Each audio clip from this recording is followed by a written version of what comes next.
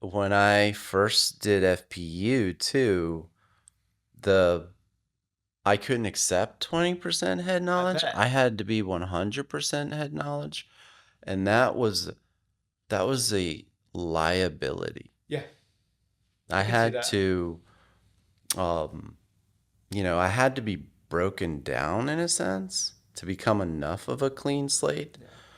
to to really um to really receive the 80% behavior, which I Discussions in this show are for entertainment and educational purposes only and should not be construed as specific recommendations or investment advice. Always consult with your investment professional before making important investment decisions. Securities offered through registered representatives of Cambridge Investment Research Incorporated, a broker-dealer, member FINRA SIPC. Advisory services through Cambridge Investment Research Advisors Incorporated, a registered investment advisor. Cambridge and SmartPro Financial are not affiliated.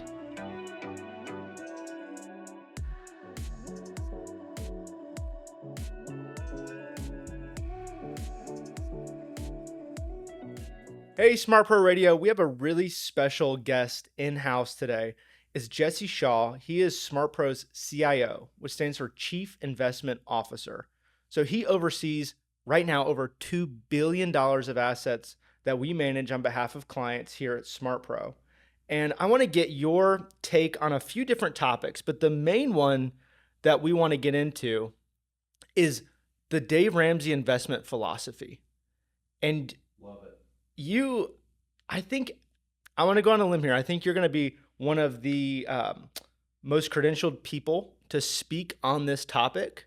You also come from having, well, not only an amazing background that we'll get into, but also your designations, what you do on a daily basis, your just aptitude for research and looking into investment philosophy, what works, but also what makes you really special is the fact that you have clients that you work with as well. And so I think that that gives you a different level of expertise. That's right. So why don't you introduce yourself to the audience and let us know who you are and what it is that you do. Absolutely. Thank you, bud. Yeah. Um, and what an honor, what a privilege to be able to do this podcast, share more about myself, let listeners get to know me, but it just really helps. It just helps so much. So again, I'm just super thankful. Uh, so about me, I mean, within work context, so two primary roles, I'd say, as here at SmartPro. One, I'd say financial planner. I mean that branches off into so many different Mm-hmm. areas, right? And underneath which is whole whole slew of things. But one in particular is an important mention. With planning, you're always dealing with assets, and within assets, you're always dealing with investments. And so, in my prior life, investing was my specialty. I worked for 10 years on Wall Street. Um, learned a lot of hard lessons as well. But that's my other primary hat here is investments, wealth Mm-hmm. management, and that specialization. That's of course where I do it for my own clients, but also for SmartPro as a whole. And it's really important to note it's not just me. I'm gonna throw you under the bus too. You're on the investment committee with me, along with Brian, but it's not just us. It's our extended team of, 6 to 8 people and Yeah. growing. But then as an extension of that, all the advisors that have such amazing input into the research process. But what I would stress the most is a philosophy, that um, this just circular and reinforcing um, secret sauce Yeah. that I believe we have. Yeah. So long story short, planner, investment advisor. Those are probably the mentionables. So you mentioned, you spent a decade working on Wall Street and at various firms. You also have spent time here at SmartPro. in a role of Mm-hmm. research and guiding where assets go. You have a team behind you as well of analysts that help with that. You're a financial Yeah, we have a advisor. team and an outsourced team That's right. And so, like that. what designations do you have that allow you to really have such a big impact on what we do here? Great question. And actually, to illustrate that, I could maybe play the tape back Yeah. too. So, um, the investments, let's say light bulb to a certain extent occurred in college. Mm-hmm. So, went to school. I wanted to be an architect major. Mm-hmm.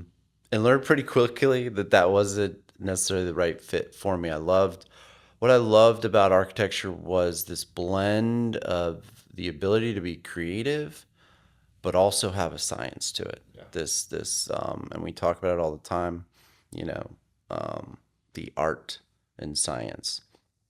And, long story short, I ultimately chose finance. And I didn't choose finance because it was something I was passionate about. I would say I definitely wasn't. But chose finance because I knew it was a good choice. It was pragmatic. Yeah. And actually, there's I always think of what your dad said. If you want to make money, work with money. Mm-hmm. And I hadn't realized that was essentially what I was thinking at the time. But in my finance major, I discovered investments, and I took this, investments 101, and I loved it. I loved it. And so that was kind of the beginning of that, just this, and I see advisors go through this too, some of our colleagues, where it's like, where has this been? Yeah. My whole life. This is the coolest thing ever. Sure. And I think it all distills down to the ability to be an owner. Mm-hmm. It's just so cool. Yeah. So chose finance, loved investing, graduated, and I'll give a quick snapshot of the firms I was at. Went to Washington, D.C. to work for Cambridge Associates, which is an investment consulting firm. Their first client was Harvard, and so it was just a really good pedigree for firm and I didn't know that. Yeah. I just interviewed with them. I thought it was cool. Got hired, and I was like, oh, this is a great firm. And it was within the first 6 months. Everybody started talking about, well, you got to get your CFA. You got to get your CFA. Sure. I was kind of clueless on it, but I looked at the curriculum, the knowledge base, and I was like, oh, this looks really cool. So I took it, and that's 5 years later. I got my CFA. It was 2 firms later, and so after Cambridge Associates, I followed up to New York, someone who I'd met at Cambridge, Dave Romhill. Yeah. And he's kind of our outsourced team. Yeah. Right. And a lot of this wasn't intentional. I was just blessed. To have great opportunities at great companies with great people. But I was able to join Dave at Neuberger Berman, which is a really well known asset management firm. Mm-hmm. Started by Roy Neuberger, who I think made it into his hundreds. Wow. Started it in the Great Depression era. But, another great firm, Neuberger Berman. And I was there. That's when I got my CFA. That's really when I started to dig into more of an active role with investments instead of just strictly kind of, analytical or research. It was wealth management for high net worth. It was within their trust company. And then Neuberger was acquired by Lehman Brothers. And so Lehman Brothers, took a look at Neuberger, recognized our team led by Dave, and did a lift out. Like, hey, the Lehman Brothers investment management division, all of its advisors needed help with their investment program, their platform, and their strategy, their portfolio strategy team. And so they lifted us out, plopped us in that. And so it was an even is an even bigger pool of research and influence. And of course, we did that for a couple of years. September 2008, we all know the global financial crisis occurred. Lehman was front and center. I guess that's one firm that wasn't that good when I think about it, but the experience taught me immensely. Sure.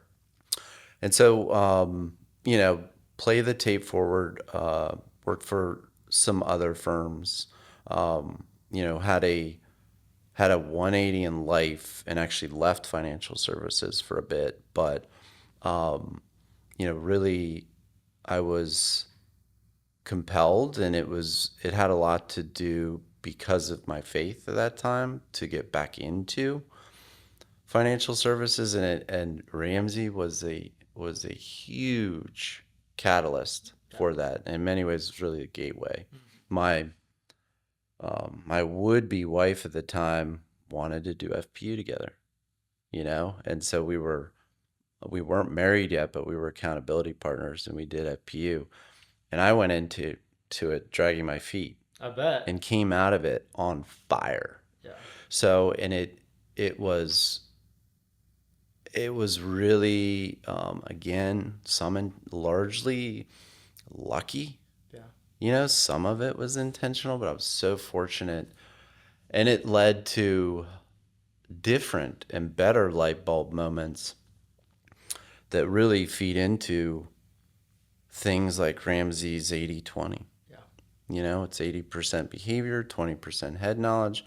When I first heard that, I was kind of bah humbug. Sure. And that was a learning experience in and of itself that I think is one of our secret sauce things with regard to our company and how we view our philosophy. No, and I want to stop there for a minute, because that 20% head knowledge, you have that more than anyone I've met. And it was when I first did FPU too. I couldn't accept 20% head knowledge. I had to be 100% head knowledge, and that was a liability. Yeah, I had to. I had to be broken down in a sense to become enough of a clean slate to really receive the 80% behavior, which I think, when you think of behavior, good behavior happens because of the right belief and the right heart. Yeah. You have those two things, and it can lead to behavior that if it's 80%, you don't need all of the other knowledge. Mm-hmm. And in many ways, it tends to be a hindrance. Yeah. Yeah. And so just that personal experience with it, that conflict, sure, that tug of war. I want to stop on that for a second, because you went through FPU and then you took the next step of going, okay, how do I take this information and help people in this world? And inside of the Ramsey world, if you want to work specifically with Ramsey fans, you can become a SmartPro Pro, where you're working with people that go through FPU or listen to the radio show and reach out and say, hey, I want somebody that's got this common thread of investment philosophy to help me, to get me to the next step, to start me on my journey of whether that's getting through the baby steps or just help me with the investments I have. You took that step to do it, which is another strange step, because you go, well, of course he should be able to do that. He worked on Wall Street. He did that. But when you're on Wall Street, you weren't sitting down at the kitchen table with a family. That was a different environment when it comes very, very different. Very, very different. So that's got to be another humbling experience where you're saying, okay, I'm going from sitting down with investment managers to get them on a platform. You're around this world of suits and ties, buttoned up, totally different environment, to okay, I'm going to help you with a Roth IRA and show you how to get out of debt, and then we're going to put $300 a month and show you how this works over time. Yes. That's a different skill set as well. It was you know, as you're asking that, it's like, it's kind of, it's bringing up all these thoughts with that experience or that period of time, and just my Wall Street life being so full of head knowledge, Yeah. and just so lacking really in belief and heart and behavior and experiences Yeah. that really matter. And so when I think of the beauty, and at the time what seemed like a curse was really a blessing. Yeah.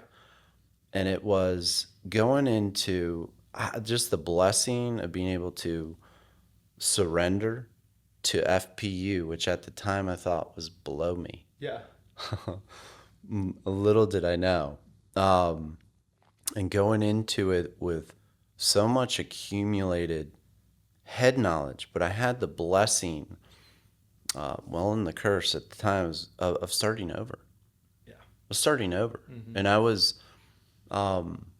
prior to FPU, wasn't sure if I was going to go back to finances at all. You know, I was in personal fitness. I was helping a friend build a gym. So I was in a totally different industry, which, in the craziest way, the coaching from that industry, or coaching or counseling in general, has been far greater an asset as an advisor, and I dare say as an investor, than all that head knowledge. Yeah. So I went into FPU, you know, full of knowledge, but starting over, so I could truly, you know, experience the success that the baby steps could offer. You know, just from a technical standpoint, right? Getting out of debt, saving, investing, growing your net worth, build wealth and give, all of that. But the really what I attribute it to underneath, which is just a new life, you know? Yeah. Better relationship with myself, better relationship with others, and, you know, everybody has their own belief system, but a better relationship with God. Yeah. You know, I think that experience to where you go, okay, I've learned all this. I have this kind of humbling experience that allows me to take that information and sit down with people, and kind of that refining moment in life, or years you go through, is such a blessing, because now, you know, on our side of it, our clients get to have this world-class experience that typically firms aren't able to do. Yeah, Companies you aren't able couldn't to do. have orchestrated. Yeah. Couldn't have I couldn't have orchestrated it. I don't think anyone else could have orchestrated what a blessing that was. And to just give some clarity for our listeners on that, like the beauty of being able to start over financially with my would-be wife Yeah. was a miracle enough. It was enough of a miracle. But to then be lit on fire because I saw the mission and not the head knowledge, and just how this could, it's just such a great thing for individuals, for households, for communities, for our society, that I became a financial coach. I started teaching FPU at our church, and I was like, just do it. And I think I did 8 FPUs. Then I found Ramsey's master financial coaching, you know, seminar, and I wanted to become a financial coach. So that basically the green light was on. I was back into it, whether I liked it or not. And then doing the financial coaching, and in that process, meeting advisors, you know, again, and connecting with them through something called Kingdom Advisors. But one of the coolest things, meeting Rick Sr., meeting your dad along the way. And actually, I was a financial coach. and did some meetings with him where there was this overlap between SmartVestor and financial coaching, and then that natural progression Yeah. right into becoming SmartVestor Pro and getting back into managing actual dollars for my clients, and then next thing I know, Yeah. oh my word, Yeah. like back to, in essence, the blessing of being able to do what I did in my prior life and utilize those strengths, but in the best and healthiest way. Right. So I wanna dive into Ramsey now. And the reason I started this off saying that you probably have one of the higher, pedigrees of in the financial world speaking on some of these topics is because for our listeners, if you don't know this, the Ramsey way and philosophy is actually pretty controversial in the investment world, in the financial world. And part of that so is well because put. it's simple. So well put. And I think of, you know, I'll throw a couple words out there, like the concept of formula, technique, head knowledge, right? And then alternatively, so if you had to choose between one, the perfect formula or the perfect belief, and I think about this probably too much. If I have the proper belief, I can make a ton of formulaic or technique mistakes. I'm going to be okay. Yeah. And I see it in all my households. Yeah. And I even see it in mine when I struggle with this. But if if all of your, I guess, faith is in the formula or the technique, and you don't have a firm rooting in a belief, that leads to the right heart posture, that leads to the right behavior, I think you're done. Yeah.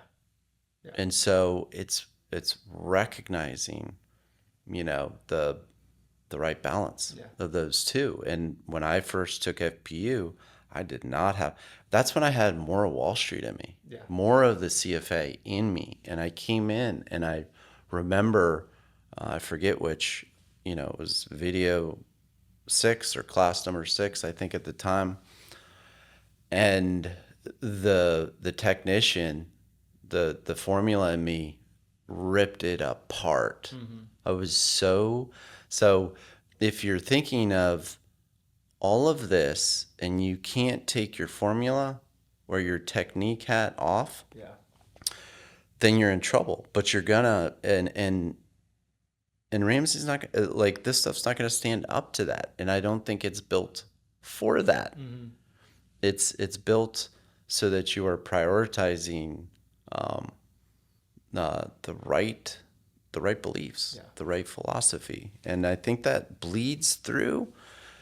I don't know if it was intentional on Ramsey's part or not. I like to think that it is, but it's brilliant.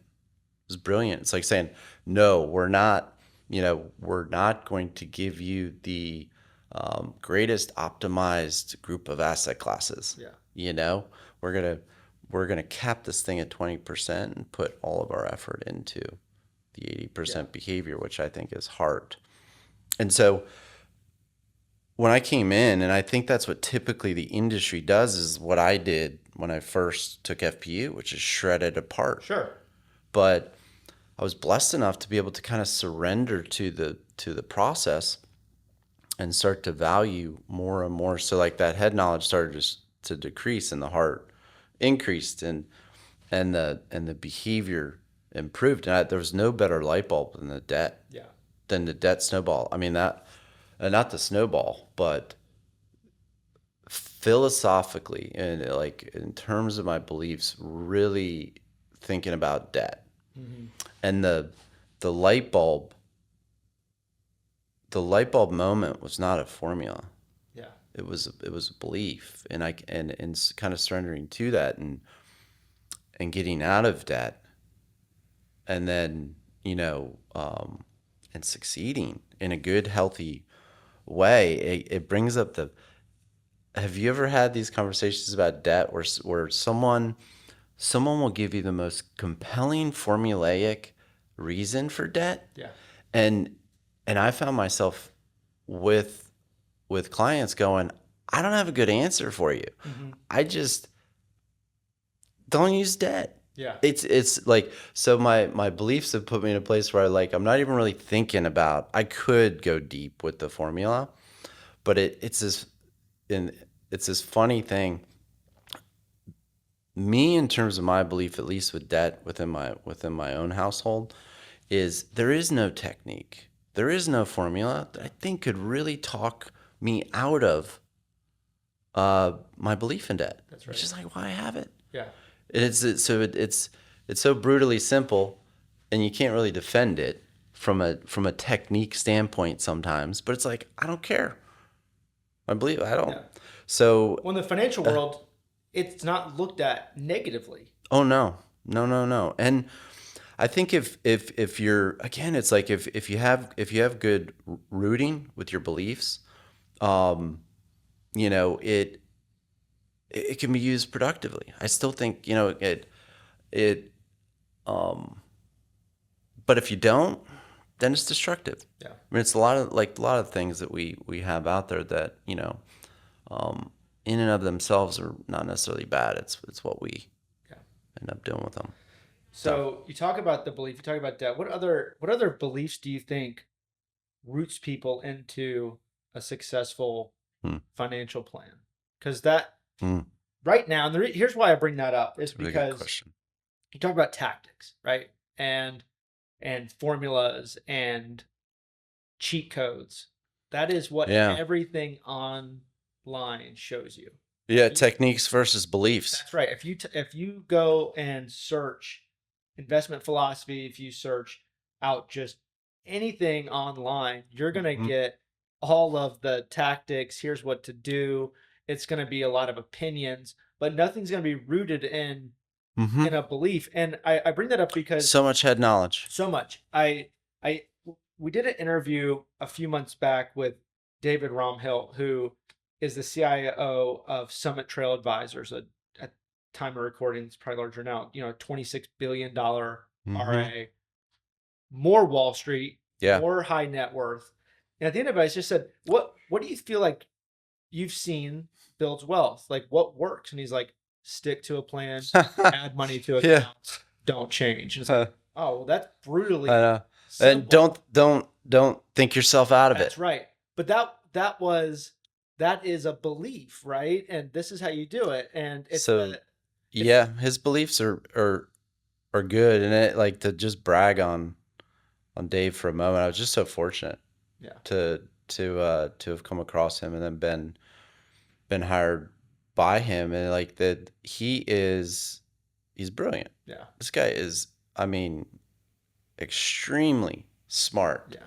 Yeah, is passionate about investments, but the thing that should be mentioned, he's a great guy. Yeah, he's just a good guy. And so, I mean, if you don't have that, there's no technique or formula that can, and that's why that's awesome that he highlights that. Like, you could sum that up in about 3 or 4 bullets.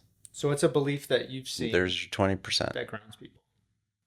I believe so. And the struggle that I have, and it's this is point in time that I'm going to continue to chew on, and would chew on with others, because that's where I think real, like, insight and light bulbs occur. But it is this, I think of that gift with debt, that light bulb moment. Yeah.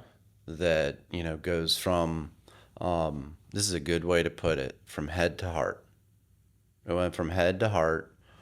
The 20% head knowledge was sufficient for the light bulb regarding debt to really become concrete, and for me, for life. And I think of, man, if I could have, if there could be an equivalent for ownership for save and invest.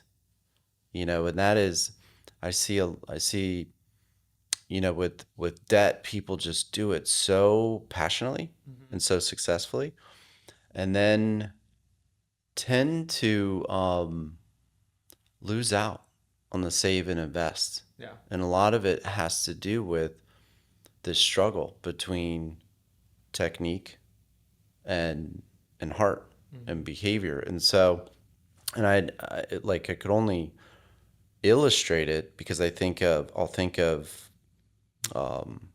two hypothetical clients, and I've had these, and in some ways I've been them too. I can see, that's one helpful thing is I can sometimes see where I am.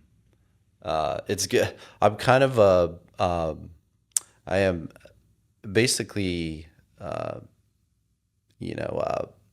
recovering formula addict, Okay.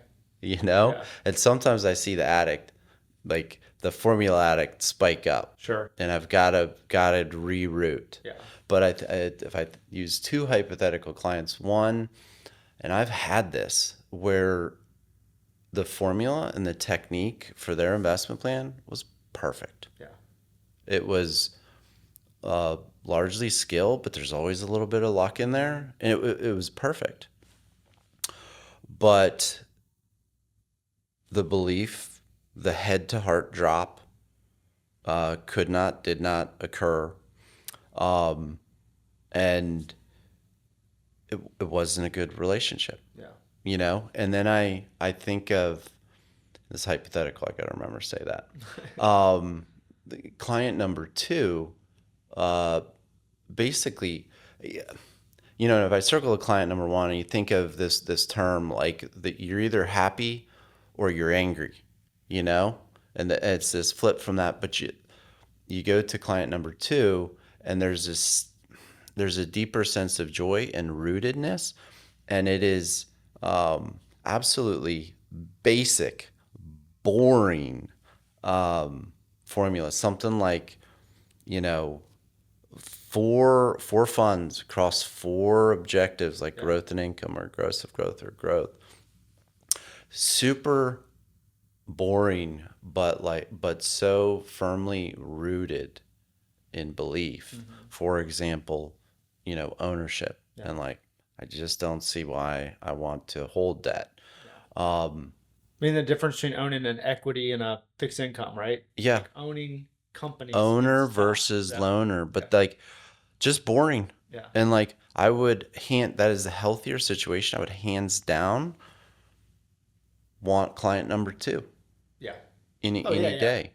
And it's what client number two has experienced. Would love to find a way to almost like connect those neurotransmitters, whatever that is, that I've experienced with debt, with investing. And client number two, I believe, will have the better lifetime real returns, not just investment returns, but investor returns. And so if there were ways to help individuals with that, like Ramsey's done with that, would be amazing. Discussions in this show are for entertainment and educational purposes only and should not be construed as specific recommendations or investment advice. Always consult with your investment professional before making important investment decisions. Securities offered through registered representatives of Cambridge Investment Research Incorporated, a broker-dealer, member FINRA, SIPC. Advisory services through Cambridge Investment Research Advisors Incorporated, a registered investment advisor. Cambridge and SmartPro Financial are not affiliated. Let's dive into some of the Ramsey ideas, or even just their recommendations when it comes to saving and investing, because this is where some of it gets controversial. So we'll see the videos online of, this doesn't work or whatever. And I think we've seen it work with in the short term. People should add short term, long term to every comment they make. That's right. So the first one is, he says, get out of debt and save up for a fully funded emergency fund first. And here's where the industry would say, what? You're not putting money in investments Mm-hmm. in this scenario. You're paying off debt, and you're building up your savings. And then it would also say savings, that's cash. That's just money sitting in a Yeah. savings account or a money market. Huh. And until recently, that has been something that is just going to sit there. It's not going to do anything. You're not going to make any money on It it. gets drilled on technique. That's right. And so those two things Isn't immediately. that funny? You just start to separate the two. Yes. And it's, I don't know why I thought of this. It's like this old mentor was like, you get a black dog, you get a white dog. The black dog's unhealthy, white dog's healthy. Which one are you going to feed? Yeah. And it's like this technique or belief. Mm-hmm. And if you think of that in belief terms, and you're feeding yourself good habits, good thought processes, the answer becomes a little clearer. That's right. Right? Than a technique that you can quantify and kind of get cozy with. Because all the techniques would say no. Yeah. Right? You put a technique hat on, you can shred it up, but it's like, and I think this is largely what Ramsey intentionally or unintentionally has done, is going, you're missing the point, people. Yeah. Which is, and it's funny when you go back to, if you dive into that, you go, well, how many people are going to be in a worse situation if they have no debt and they have an emergency fund? mm-hmm. Like, how many people are going to, you know what really messed me up is the fact that I have no debt and I have an emergency fund. That's what messed up my fund. Like, no one's ever Mm-hmm. said that. You got it. So you look at it and you go, man, okay. So going back to that belief is, you go, no, that is peace of mind. That is having the ability to actually let your money be long-term, not worry about the ups and downs in the market, because you have this safety. You're building muscle. That's right. You're building belief muscle. It also allows you to do something else, which gives you the ability. If you don't owe anyone anything and you have money in savings, you know what else you can go do? Find a better job, make more income. I mean, you sleep better at night. That's right. I mean, think of it opens up this possibility of so much more than just, but you're not making money on your cash because it's sitting in a savings account, right? You look at it from that lens, you're like, okay, but the bigger picture is at play. And the bigger picture is so much more. It's peace of mind. It's sleep. It's health. It's the ability to actually look at the job market and say, family, legacy. Money. Yeah. So much more. Owner versus loaner. Teaching your family how to deal with money in a responsible way. There's so much to it. And you look at that 80% behavioral, that sits right there. There's a good, it always irks me a bit, the snowball versus the avalanche, right? And this whole exercise of kind of just thinking of, when I was, think of everything Ramsey says, and it's like really looking at what is he saying, what is he not saying? Yeah. What he's not saying is important. What he's not saying is a lot of the technical stuff. And I think technique or formula, I think of it being embodied in a sense in the avalanche versus snowball. Someone may choose the avalanche because it's a better formula. Yeah. Get the higher, you know what I mean? It makes more sense formulaically. But if you choose the snowball, it's gonna, in a sense, you're feeding that white dog. You're feeding the heart. You're getting those little small wins. You're building up that muscle, which ultimately, I mean, in my case, is that light bulb moment. It's like, no technique's going to talk me out of my belief in debt. That's right. And, that's not to say the avalanche can't do the same, but it's the concept. Yeah. Which one do you want to feed? Sure. And which one should you feed more of? And this is not to like poo-poo knowledge. Knowledge is crucial. Yeah. You know what I mean? But I think of client number one, where it's all formula, all technique, and not feeding the healthy belief, right? Like, do you really absorb and receive and internalize what it is to be an owner? Yeah. And you think of, if you're not feeding that, what arises from that? And I think it's likely a big source of our FOMO and fear. Oh, sure. Right? If if this client is happy or not happy, you know what I mean? Happy. This change in mood has a lot to do with what we see a lot of FOMO and fear, which could be alleviated by just getting a firmer grounding in belief, right? Another thing that they talk about, invest 15% of your income in retirement accounts. Mm-hmm. 15% for a lot of people is a lot. Should we get technical with that? Here's a reply. That's a yeah. You do see people get technical with this. Even Oh, Ramsey fans it's go, in well, it. I get a match here. Does that count? How about this? And the idea is invest money, have money set aside that you're actually putting Yeah. away for yourself later down the road. People Yeah. generally don't prioritize themselves. They prioritize everything else. Isn't it amazing? And not themselves. They'd rather send, $700 a month in a car payment instead of investing $700 a month. And they lose out on, the magic of compound interest. They lose out on the potential of having, a great retirement plan. They lose out on peace of mind for a lot of times. And then they try to nitpick. Well, if I get this, what about that?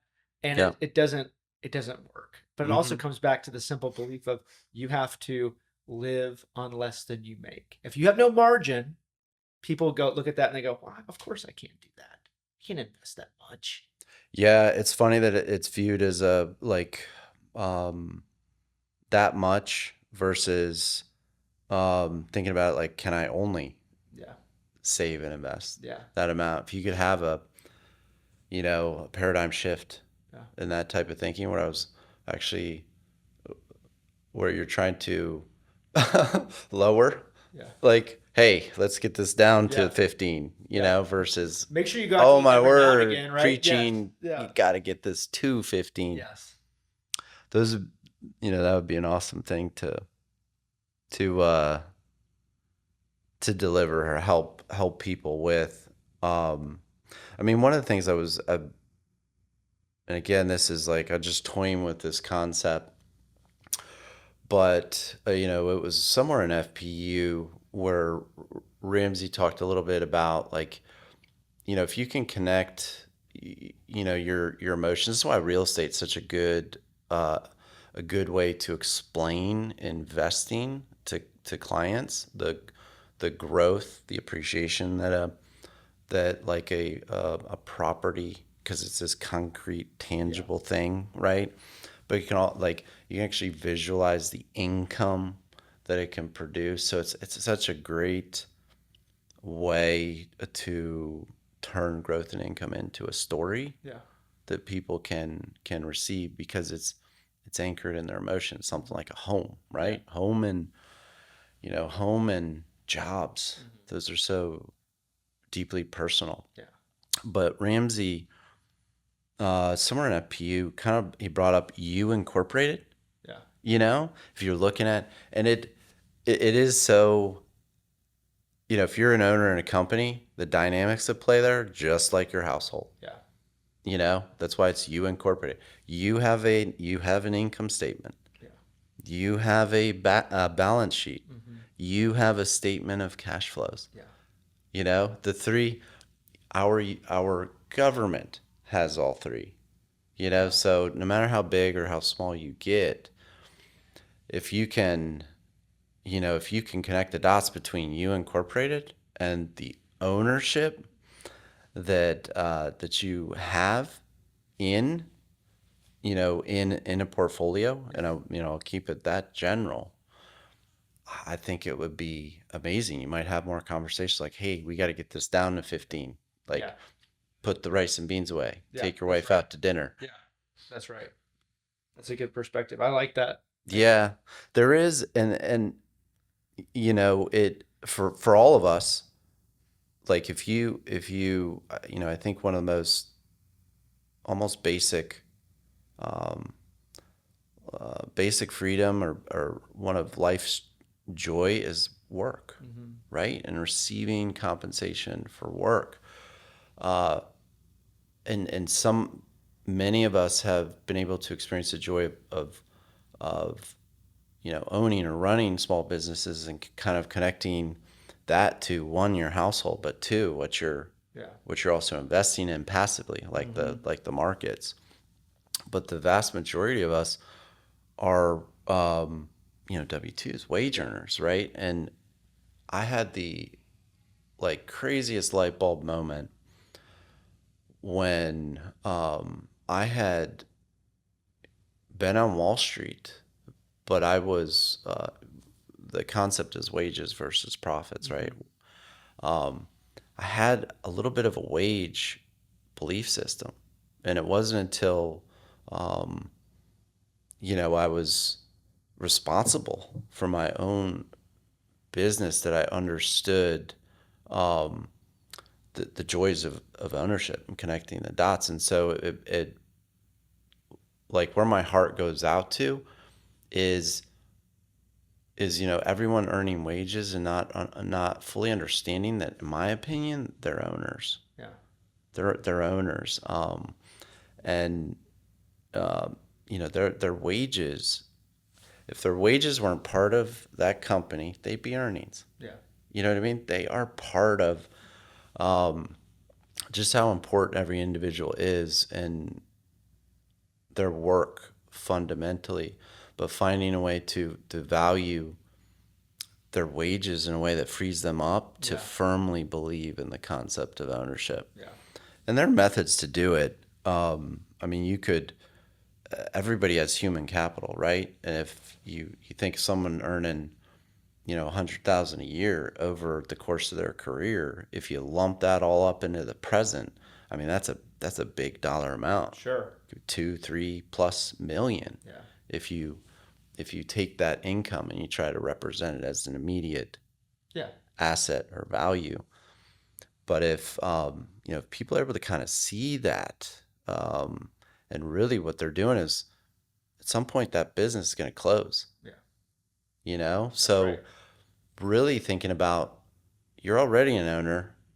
You might as well continue being an owner so that you got, kind of future work stored up for you, so that when your business closes, you've got all these other businesses out there. That's right. To keep providing you growth and income, just like you've done. You think of salaries too. Every person's growth and income.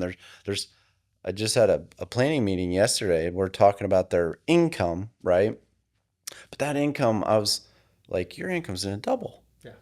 And that's all earnings are. Is like, that's the growth component that we see in stock values. It's just the growth of the earnings that are also income. Yeah.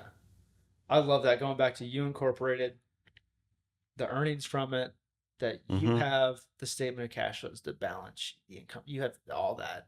Yeah. And closing of the You're business. effectively owners. Yes. Closing of the business is going to happen. That's what you call retirement. Your business is going to close. What's it going to look like then? Yeah. But going into that. And every business, if you're a business, it's you incorporated. Every business does invest a meaningful portion back into it to make sure that it continues. And that's the difference between those businesses and us individually. They span generations. Yeah. They've got this almost eternal aspect to them. That's right. So going into that ownership conversation leads us into, what do you own? And in the Ramsey world, the philosophy is, he says right here, invest in good growth stock mutual funds. Yeah. And I highlighted the good because, that for a lot of people can be tough, going, how do I find what the good is? What does that mean? And then he takes it a step further, and they break it down. They say you should invest in percentages, different buckets, different food groups of growth, growth and income, aggressive growth, and international. Now we're getting we're not technical, but this is about as close as it gets, right? It's kind of where like I'm capping my technical here, and I think it's done in a beautiful way. Yeah. In a way where if you have let's say the super technique CFA community going, what is this? This is ridiculous. Yeah. But from a belief perspective, I think it's absolutely amazing. Yeah. And it's It's basically saying, it's not saying you should have X of this asset class, X of this asset class, and or you should use this investment strategy or that investment strategy. I think it's almost a brilliant way of getting you back to that you incorporated. Like you can actually connect that back. Like Yeah. I know for me and my household, I want to grow for them and I want to provide income. Yeah. And it's actually growth in income, growth individually or growth in income together or stepping it up to aggressive growth. Those are really, they're what's called objectives. They're not necessarily asset classes. And actually they're a fantastic way to describe total return, right? For something of value. Yeah. You want it to grow and you want it to spin off. That's right. And that's your income. And so the guidance there is, the message is diversification. It's like what to focus on, which is the objective. And objectives ties in with something that we're talking about every day with our clients, which is goals. Yeah. Goals. So, really it just ties it together so much more, in my opinion, in a way that feeds the white dog. And it doesn't say you got to have 25% U.S. large cap, this, that, and ties it into what is really important. To your point too, you haven't mentioned this yet, but he does an equal weight, right? He's not prioritizing one over the other. Yeah. And again, it's like, what is he saying? What is he not saying? Yeah. And the interesting thing in academia is whenever someone comes up with a technique that they think they can outperform, usually in those statistical studies, you're always comparing it to an equal weight. Okay. Like, what would you do if you didn't? Like, you're saying I don't have a judgment, but I have to compile it somehow. So equal weight. Yeah. There is no one thing over another, and it's a benchmark for strategies, and it's historically hard to beat. Yeah. Which is fascinating. Yeah. But it's again, I think it's just saying, hey, that this isn't really the point here. I find it interesting too, because a lot of people might not know this, but we had to go, and this is what your team does on a daily basis. We had to go create a model that actually represents this, because it's just not out there. It's just not out there for, if somebody said, I want to invest the way that it's because of what we kind of believed in. Yeah. Yeah. Can we put something together that embodies more of our philosophy? That's right. And so it just doesn't, it's not out there, but it's a great strategy. Like it, and it's rooted in that belief that you talked about. Yeah. And I think it has to do, like, that being such a good strategy. Yeah. For us, for our clients. And if you think about it, because we on the committee, we're making these decisions monthly. And we're coming in hot and heavy with a whole bunch of technique. Yeah. Right. But we have said no to more things. We've said no to more change than we have change. Yeah. And it was all resting on really kind of that message on repeat. Good quality growth stock. Yeah. Mutual funds. Yeah. And I think going back to the long-term perspective, that's that microwave culture versus the crock pot. And when you're doing long-term growth, you have to think long-term, and I think a lot of people think long-term is a couple of years, and that's not the case in the investment world. And thinking long-term, you have to think on in the short term every day. Yeah. So it's just a consistent message that you're feeding. Yeah. So the last thing that they talk about here in their recommendations is work with a financial advisor. And that obviously that's what we do here at SmartPro Financial is we help people and guide them to where they're wanting to go and talk to them about where they're at right now, help them build a plan and show them how to actually put this in practice.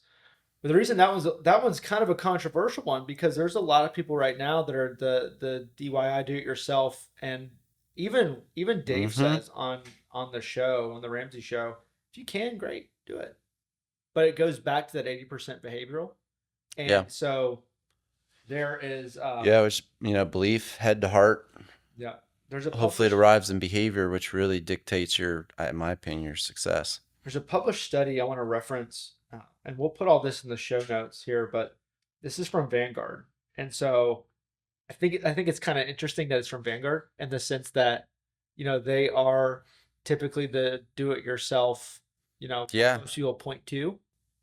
And they talk about... They're giving credit.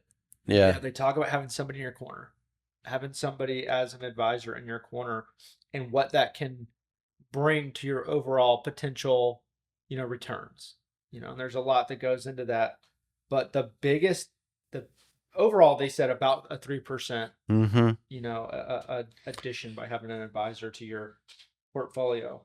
But half of that, there's a lot of things that stack that up, but in their data, half of that, so 1.5, half, comes from behavioral coaching.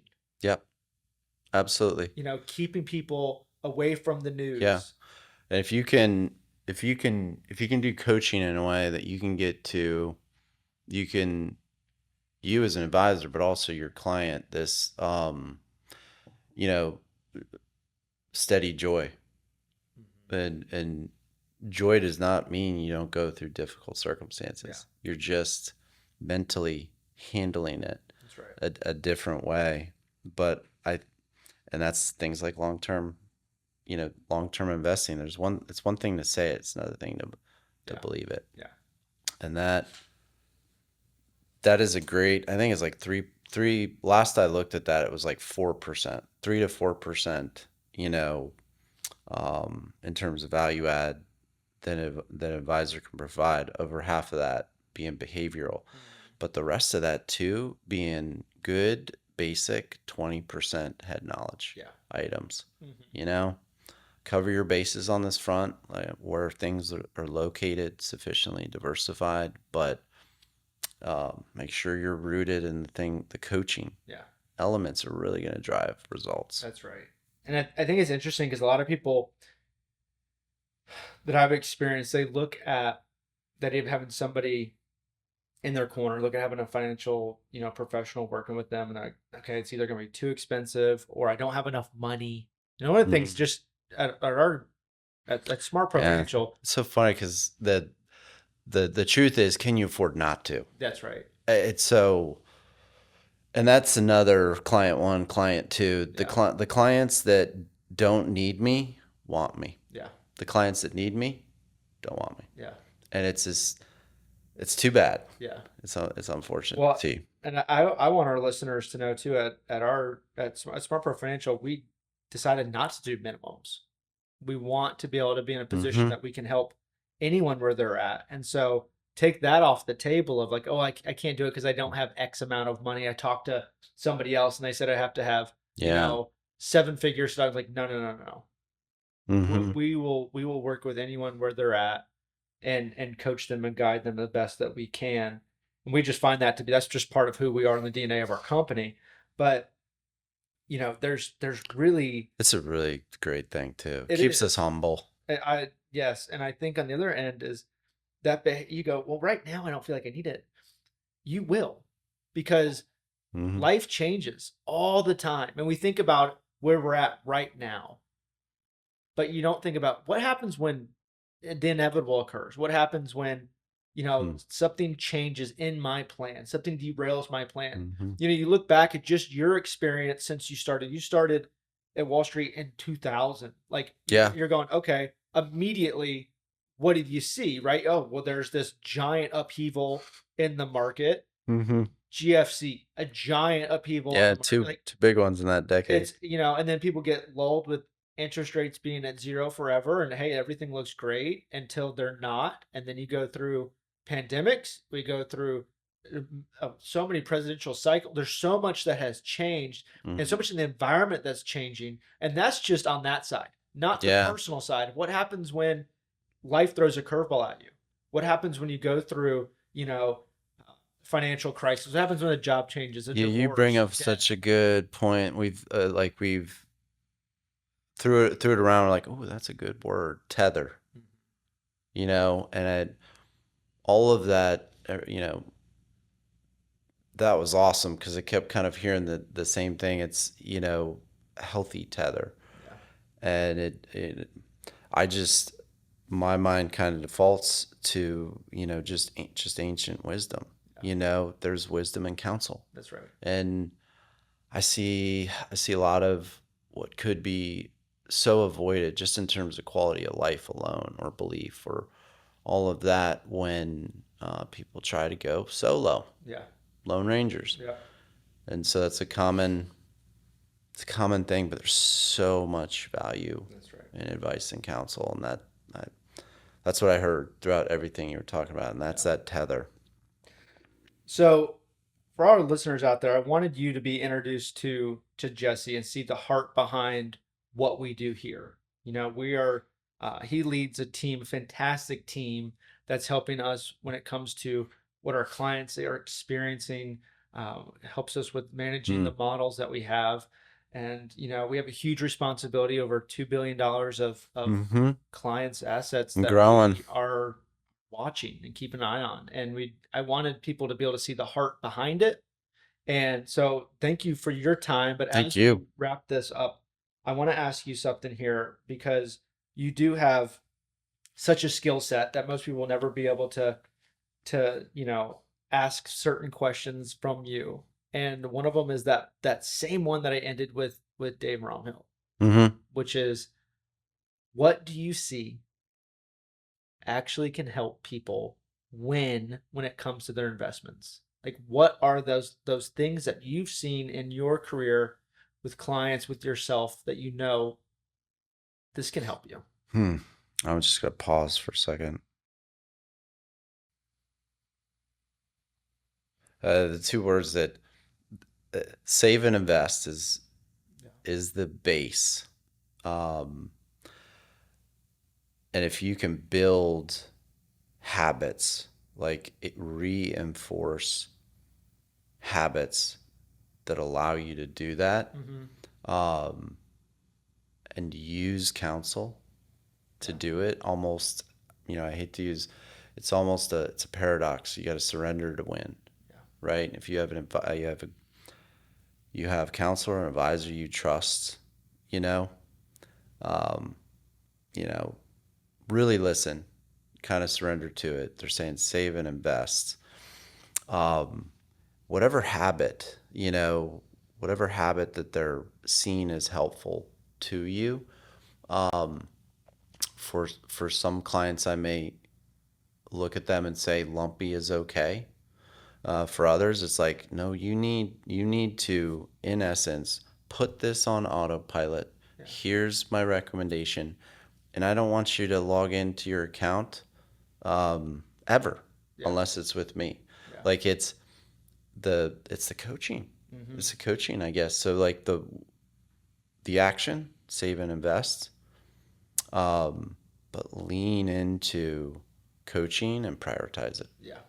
No, that's great. Jesse Shaw, Yeah. thank you so much for your time. Yeah. Thank you. What a joy. Hey, I really hope you enjoyed today's episode of SmartPro Radio. Listen, you're not going to want to miss out on the next episode. It's with America's career coach and Ramsey personality, Ken Coleman. He's the host of Front Row Seat and the co-host of The Ramsey Show, and of course, best-selling author. Ken's going to talk about work, money, and leadership. Make sure you tune in and subscribe on Apple Music, Spotify, and YouTube. We'll see you then.